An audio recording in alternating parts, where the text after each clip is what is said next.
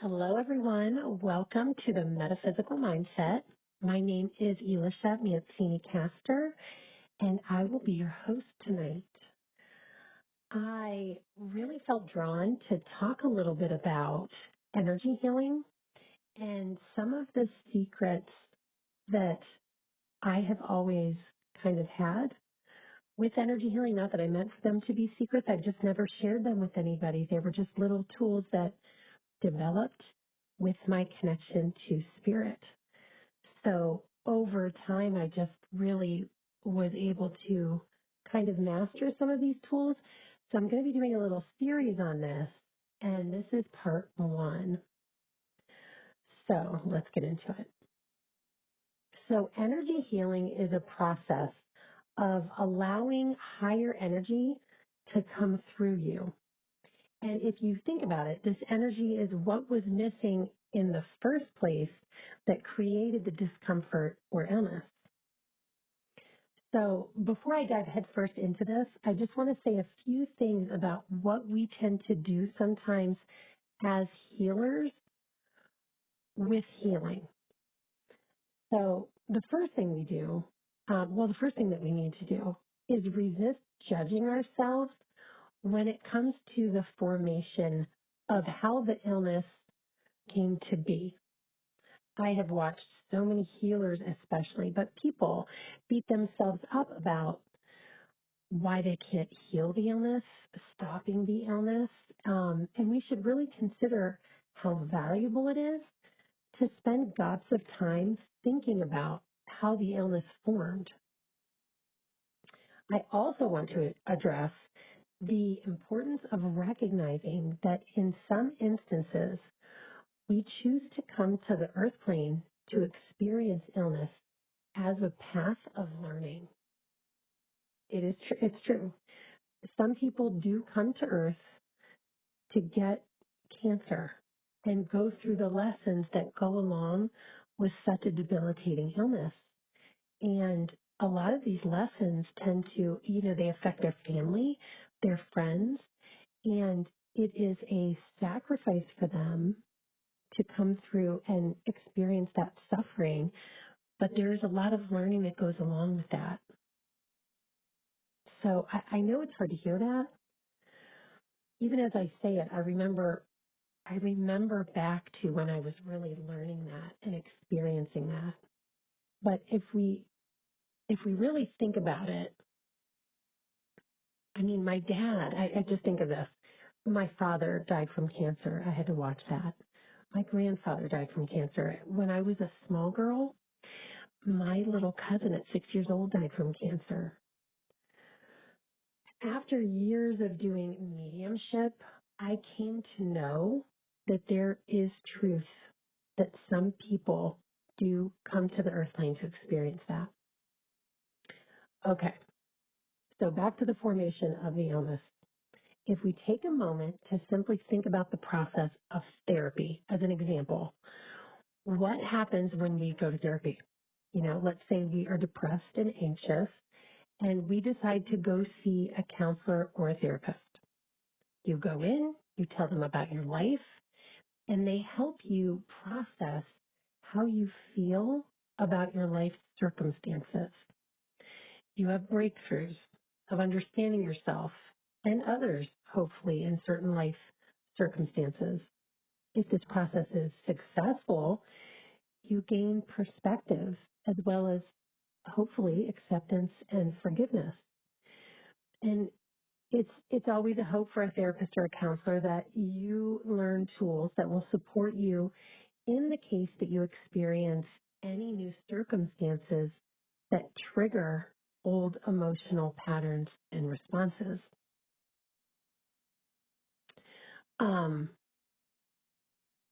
You eventually become free of the psychological suffering that you were experiencing. That's always the hope. But what happens if you never go to therapy? You continue to have these triggers in your current life that stem from past experiences. They become stressful and they begin to pile up in your mind because you don't know how to deal with the feelings and emotions that are coming up. everyone does this. We all have situations in our life that have not been processed emotionally or mentally because either, we were too young to deal with it. It was too heavy. We didn't have the tools. There's a lot of reasons, but we all do it. Eventually, though, what ends up happening is that stress starts to affect the way your body feels, how you sleep, how you communicate in your relationships, your social life, and so on. And many avenues of your life are affected. And this is when your mental and emotional health starts to affect your physical health. So we have these energy pathways in our bodies called meridian lines. We have energy centers in our bodies called chakras. When we have reached this point where we haven't processed these emotions and this mental energy that is stressful, the energy is unable to travel freely throughout your physical body, through your meridian lines and through your chakras. Some of us start to feel it in our necks, our backs. Some people get stress headaches. There's a lot of things that happen with stress in the body, and a lot of ways it can affect people. But there is likely more happening inside of our bodies that we are unaware of, that we might not be feeling physically. The energy that used to move freely throughout the body starts to get clogged up in certain areas. And this is how blocks become formed. So what happens when we are doing energy healing? When we engage in energy healing, we are simply recreating the energy awareness that wasn't there when the illness started its potential to form. Now, we aren't stating this, and sometimes we are, but most of the time, it's just happening. So by laying our hands on someone, we begin the process of opening up to channel higher frequencies, which offer whatever the person needs to raise their frequency and bring space and energy for the illness to come back out of being ill into its full potential, which is a space that doesn't have a block, that is processed the mental, emotional energy that is stuck, that was like that prior to the illness. So as energy healers, we know that we're connecting to a higher energy. We're connecting to that life force energy and we can feel it, but we never really know what is going to come through us. And we must never have an expectation of what we desire. Only the higher frequency energy can ever truly match what the person needs. And we have to get our minds out of the way so that they can experience that. So this isn't to say that sometimes we don't become guided to help support the energy. I'm speaking initially, because that happens too. Our greatest job as energy healers, and maybe after learning compassion and some other things, is to become masters of time and space. And that's what's needed in the fourth density to heal and become well. As energy healers, which we all have the capability to become, by the way, we must master two things: holding space sacred and experiencing time in the moment. We want to experience time as if it's standing completely still. So let's start with the fundamentals of holding space for someone. When you hold space for someone, you need to look at that space that you are in with the other person almost like a container. So whether it is a room, a space outside, or even a space between two people when you are in a public space, you can hold space anywhere. The idea is that you are actively becoming open to their experience over your own. So you are allowing your ideas and judgments to become so distant that you can't feel them and you are not engaging with them. You are allowing the other person to, kind of have the floor. All of your attention is keenly focused on their well-being and what is taking place within their body and mind. So you become the perfect support system for whatever is coming out of them, whatever they're saying or talking about, or whatever, and if you're doing energy healing, whatever is traveling through them. You are just witnessing, becoming a mirror. Counselors and therapists become masters at this, as well as good energy healers. This allows the person that you're with to become completely open and present in your space. So it's almost as if when you're holding space, you have created a judgment-free zone with no expectations. It can be heavenly for some people. But, I've had people start to cry in this space because they haven't felt that freedom before. No one has ever really just held space for them to talk and express how they feel, or they've just never had the world revolve around them in that way. When you're holding space for someone, it really feels like that. When someone's holding space for me, I feel that. It's like the world revolves around me. And I feel safe, Once that space is established, people become more willing than ever to experience what has previously been unseen, or they haven't been willing to look at openly. And, that can mean many things. The truth behind their pain and suffering might come out, the truth about relationships they are in with themselves sometimes, how they feel about themselves and how they feel towards other people they might be close to. Sometimes behaviors they notice about themselves that they had never looked at before.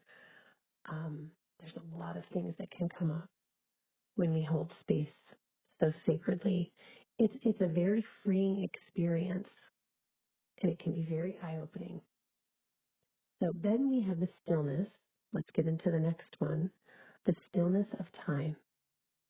Letting go of any ideas or thoughts that put you into a frame of time is the key. If you start thinking and holding that space where time is just not relevant is what you want to do. If you start thinking about dinner plans, you lose it. If you start imagining your drive home, you lose it. Thoughts of a to-do list start to pop in, you lose it.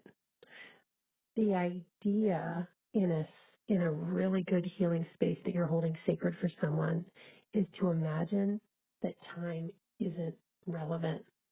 Embrace the mind of a child and let go of time.